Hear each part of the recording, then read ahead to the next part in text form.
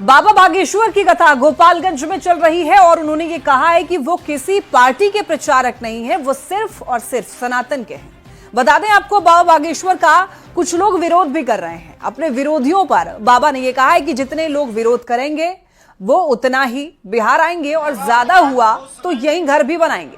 पंडित धीरेन्द्र कृष्ण शास्त्री से बातचीत की न्यूज 18 संवाददाता विनीता मिश्रा ने। बिहार में काबा बागेश्वर बाबा बागेश्वर धाम के पीठाधीश्वर पंडित धीरेन्द्र कृष्ण शास्त्री एक बार फिर से बिहार में हैं और बिहार में बाहर है बागेश्वर बाबा हैं। एक बार फिर से बिहार में काबा बिहार में सनातन का प्रचार, हिंदुत्व की एकता, वर्तमान में बिहार में जो आस्था और श्रद्धा का विशाल सैलाब है, उन सब के अंदर यहाँ के एक एक व्यक्ति के अंदर सनातन के प्रति सजगता है।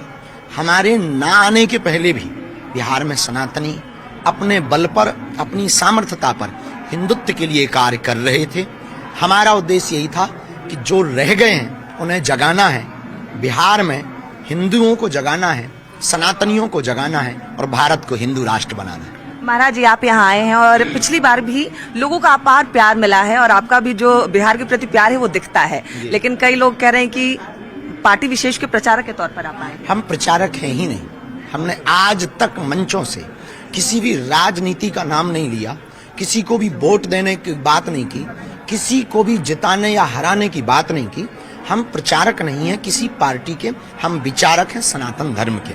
लोगों का अपना अपना मंतव्य है, अपना अपना मत है। तो हिंदुओं की बात करने वाले, सनातन की बात करने, अगर हम किसी पार्टी के हो जाएंगे तो फिर सब नहीं हमारे पास आ पाएंगे, फिर पार्टी विशेष के ही लोग आएंगे हमारे पास में।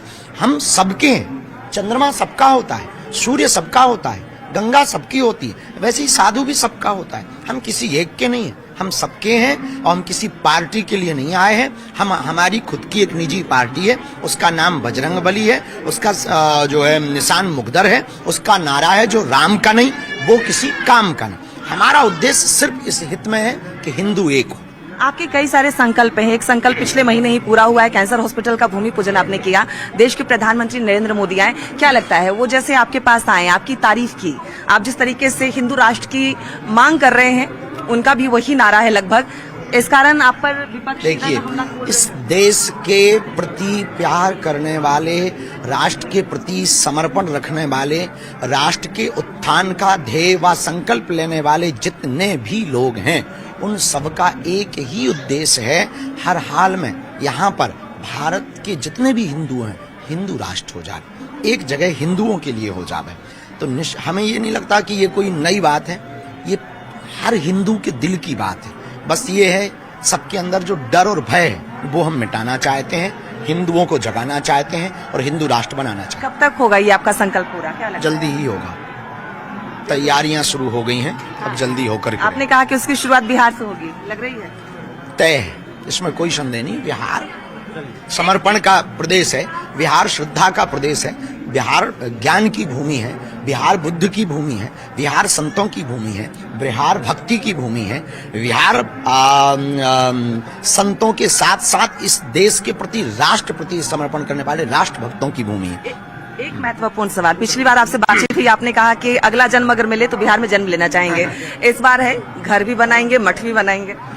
वो कोई विरोध कर रहा था कि बाबा को बिहार नहीं आने देंगे, तो हमने उनको जवाब दिया था कि रोहिंग्या भारत आ सकते हैं, घुसपैठिए भारत आ सकते हैं, पर एक भारत का ही नागरिक, भारत की बात करने वाला बिहार नहीं आ सकता है। ये हमने उनके मुंह पर, उनको जवाब मुंह तोड़ देने के लिए। लेकिन आप जिनको पगला कहते हैं, आपको जो पसंद करते हैं, वो इंतजार कर रहे हैं कब मठ बनेगा, कब बाबा यही रहेंगे। अगर वो विरोध करेंगे तो मठ बनाएंगे, यही रहेंगे। हाँ। औरंगजेब की बड़ी तारीफ हो रही है आजकल, क्या कहेंगे इस पे? देश को तोड़ने वाले की तारीफ करना कुंठित मानसिकता का संकेत है और देश के मंदिरों को और सनातनी विरासत को तोड़ने वाला कभी भी महान नहीं हो सकता। इस देश को जोड़ने वाला महान हो सकता है। बिहार में लगातार कथाएं होंगी अब आपकी? अब अभी ये तो नहीं कह सकते, पर बिहार आते ही रहते हैं तो लगातार आते ही रहेंगे और अब विरोध कर रहे हैं तो निश्चित रूप से हम जो है कथा सुनाते रहेंगे। बहुत बहुत धन्यवाद। हमारी एक आदत है, छेड़ोगे तो हम छोड़ेंगे। लेकिन ये आदत आपकी लोग इंतजार कर रहे हैं। Thank you. बिल्कुल। तो बागेश्वर धाम के पीठाधीश्वर पंडित धीरेन्द्र कृष्ण शास्त्री फिलहाल गोपालगंज में है, उनकी कथा चल रही है, 5 दिवसीय हनुमान कथा चल रही है, जहां वो साफ तौर पे कह रहे हैं बिहार में जो लोग उनका विरोध करेंगे उसे छोड़ेंगे नहीं। बिहार वो लगातार आते रहेंगे, अभी तो शुरुआत है। अगर लोग विरोध करेंगे तो यहाँ मठ भी बनाएंगे, यहाँ घर भी बनाएंगे। कैमरामैन सुबोध के साथ विनीता मिश्रा, न्यूज़ 18 गोपालगंज। नीतीश सरकार ने होली के पहले बड़ा फैसला लिया है। सीएम ने अश्लील भोजपुरी गानों पर रोक लगा दी है और इसके साथ ही डबल मीनिंग गानों को बजाने पर भी अब रोक लगाई गई है। अगर कोई अश्लील या डबल मीनिंग गाने बजाया पाया गया तो उसके खिलाफ पुलिस कार्रवाई करेगी और ये फैसला होली के त्योहार को देखते हुए दरअसल लिया गया है। पुलिस मुख्यालय से इसको लेकर सभी जिलों को आदेश जारी कर दिया गया है कि जो लोग भी गाने अश्लील गानों को अगर बजाते हुए पाए जाएंगे उस पर एक्शन लिया जाएगा, कार्रवाई होगी, जेल भी भेजा जा सकता है। और सभी जिलों के लिए ये फैसला लिया गया है और पुलिस मुख्यालय की तरफ से दरअसल इस फैसला माना जा रहा है, एक बहुत बड़ा फैसला है। बिहार पुलिस की तरफ से होली से पहले यह आदेश जारी किया गया है। बिहार के डीजीपी के नए आदेश के बाद में छपरा पुलिस अब एक्टिव हो गई है। सारण के एसपी कुमार आशीष ने सभी थानों और साइबर सेल को अश्लील भोजपुरी गाना को रोकने का निर्देश दिया है।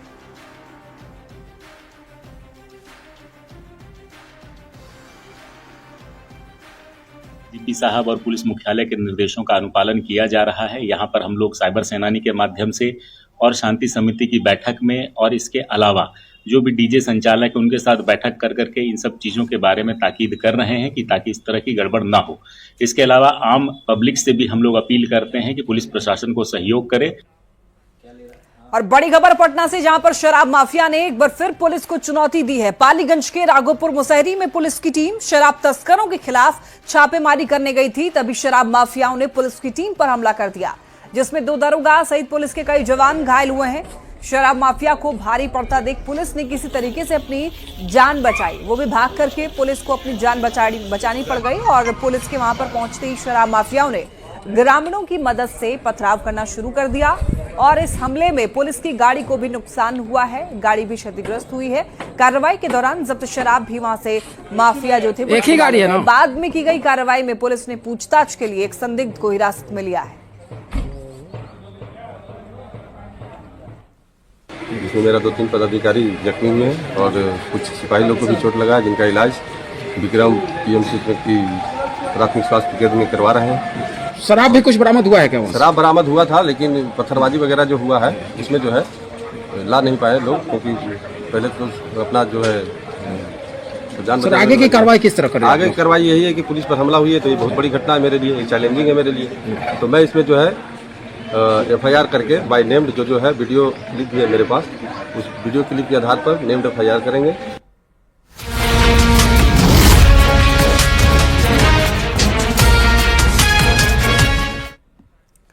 और अब बात देश विदेश की करेंगे। देखिए, ग्रेटर नोएडा में महाराणा प्रताप की प्रतिमा के अनावरण के मौके पर सीएम योगी ने एक बड़ा बयान दिया। सीएम योगी ने कहा कि राष्ट्र नायकों का सम्मान होना चाहिए, सम्मान नहीं देने वालों का इलाज होना चाहिए।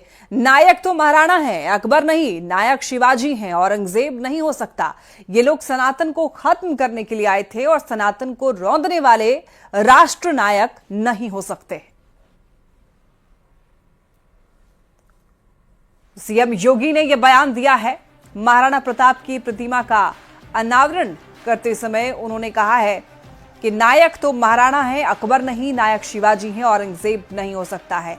ये लोग सनातन को दरअसल खत्म करने के लिए आए थे और सनातन को रौंदने वाले राष्ट्र नायक नहीं हो सकते। कि नायक तो महाराणा है, महाराणा, अकबर नायक नहीं हो सकता।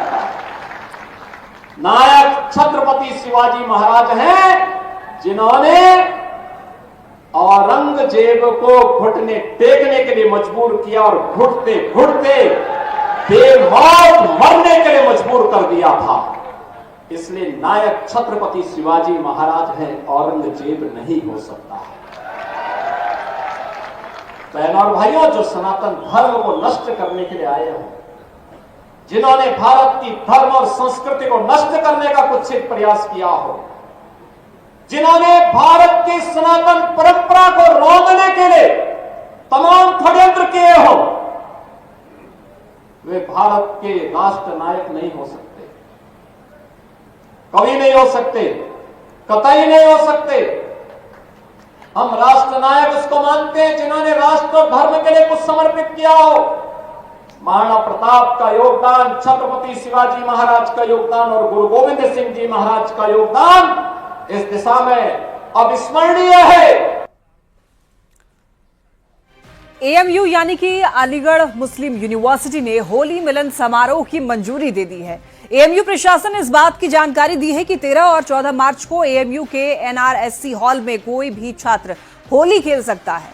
देखिए, बता दें आपको कि कुछ दिन पहले हिंदू छात्र होली मिलन समारोह की हिंदू छात्रों ने दरअसल अनुमति मांगी थी, जिसके नहीं मिलने पर कई हिंदू संगठनों ने प्रदर्शन किया था और इसके बाद अब इसकी इजाजत मिल गई है अलीगढ़ मुस्लिम यूनिवर्सिटी में।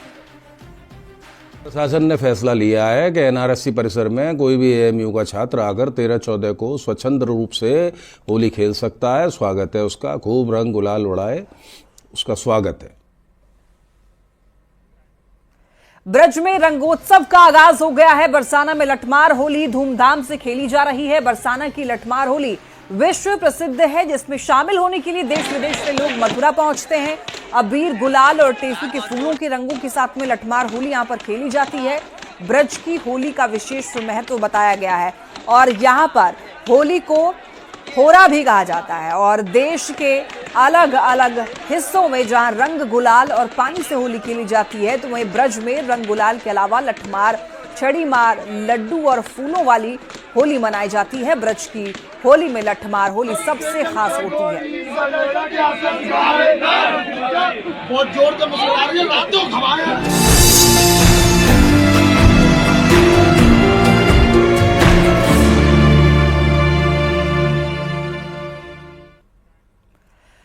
चलिए अब बात महिला दिवस की करते हैं और सबसे पहले सभी महिलाओं को महिला दिवस की बहुत बधाई। आपको बता दें, हर साल देखिए 8 मार्च को पूरी दुनिया ही अंतर्राष्ट्रीय महिला दिवस मनाती है और ये दिन महिलाओं की सामाजिक, आर्थिक, सांस्कृतिक और राजनीतिक उपलब्धियों को सराहने और लैंगिक समानता की दिशा में आगे बढ़ने का प्रतीक है। ये दिन राष्ट्रीय, नस्लीय, भाषाई, सांस्कृतिक, आर्थिक और राजनीतिक सीमाओं से परे महिलाओं के योगदान को सम्मान देने का दिन होता है। तो आज आपको बता दें विमेंस डे है और आज के दिन देखिए सभी महिलाओं को सराहा जा रहा है उनके काम के लिए।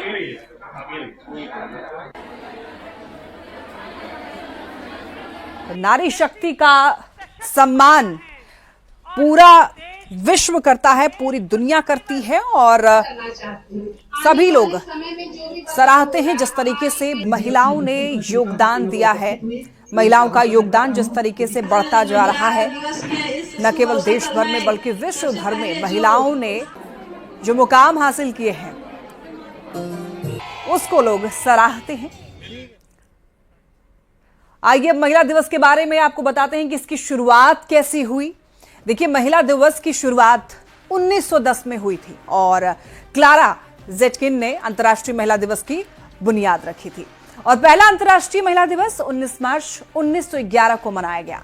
1913 में महिला दिवस की तारीख 8 मार्च तय की गई और तभी से हर साल 8 मार्च के दिन मनाया जाता है वुमेन्स डे। और भारत में भी देखिए महिला सशक्तिकरण पर खूब जोर दिया जाता है ताकि महिला आगे बढ़े और जिस तरीके से महिलाओं का योगदान बढ़ता जा रहा है देश में, विदेशों में, पूरे विश्व भर में, उसको लोग सराहते हैं और प्रेरणादायक भी ये बातें होती हैं। अंतर्राष्ट्रीय महिला दिवस के अवसर पर देखिए पीएम मोदी ने गुजरात के नवसारी में लखपति दीदियों से संवाद किया। पीएम मोदी ने आपको बता दें कि वांसी बोरसी में लखपति दीदी कार्यक्रम में 1.1 लाख से भी अधिक महिलाओं को संबोधित किया और इस दौरान पीएम मोदी ने कहा कि उनकी सरकार हर महिला को सशक्त करने का काम कर रही है। उन्होंने कहा कि मेरे जीवन के खाते में करोड़ों माताओं, बहनों, बेटियों का आशीर्वाद है और ये लगातार बढ़ रहा है और इसीलिए मैं कहता हूं कि मैं दुनिया का सबसे धनवान व्यक्ति हूं।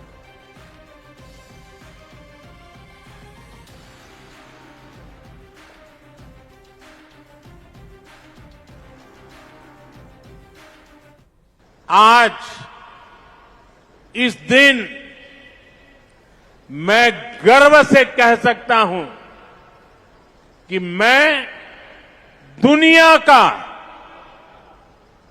मैं दुनिया का सबसे धनवान व्यक्ति हूं।